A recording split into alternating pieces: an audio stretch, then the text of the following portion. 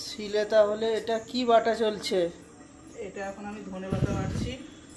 ধনেপাতা আর হচ্ছে কাঁচা লঙ্কা এখানে বেটেছি, দেখো। আর রসুন দাওনি নাকি? রসুন দেবো এবার। আচ্ছা তুমি তো চলে এসছো বাটতে বাটতে।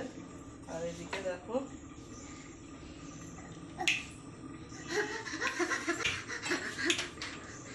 আচ্ছা, আজকে তাহলে আর কি কি রান্না হলো? আর রান্না হচ্ছে এই যে দেখো মাছের ঝোল এখানে বসিয়েছি বন্ধুরা। মাছের ঝোলে দিকে আলুটা সিদ্ধ হয়েছে কি সিদ্ধ হয়ে এসছে। এবার আমি মাছগুলো ছেড়ে দেবো। দেখো বন্ধুরা, তোমরাই বলো। এখন আমি খুব ব্যস্ততার মধ্যে আছি। তবে এই ধনেপাতার চাটনিটা কিন্তু তোমার দাদাভাই আগে পছন্দ করতো না, এখন পছন্দ করে, বুঝলে বন্ধুরা। এটাতে এখনো লেবুর রস পড়বে, চিনি পড়বে, আর হচ্ছে নুন পড়বে, আর কাঁচা তেল পড়বে, সর্ষের তেল দিলে ওটা দিয়েই গরম গরম ভাত খেতে যা ভালো লাগে কি বলবো তোমাদের। কিন্তু এটা মিক্সিতে বাটার থেকে শিলে বাটলে বেশি সুন্দর হয় খেতে।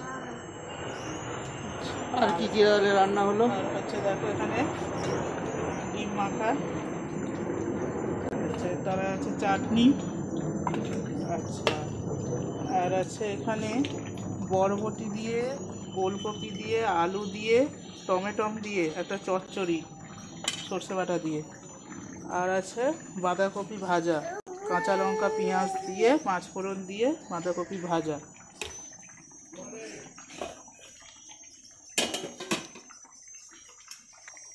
তো বন্ধুরা দেখো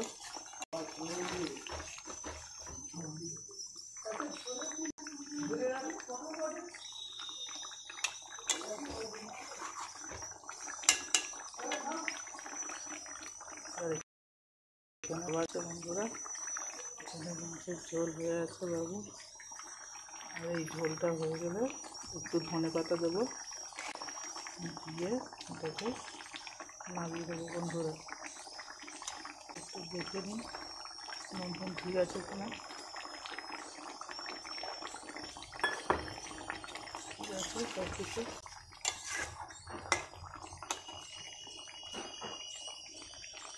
পাতা বাটাটা এখনো বাড়তে থাকি আমি, তোমরা হচ্ছে দেখতে থাকো।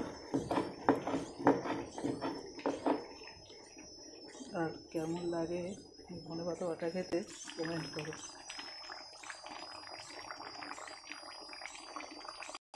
দেখতে পাচ্ছ ঝোল এখন ফুটছে।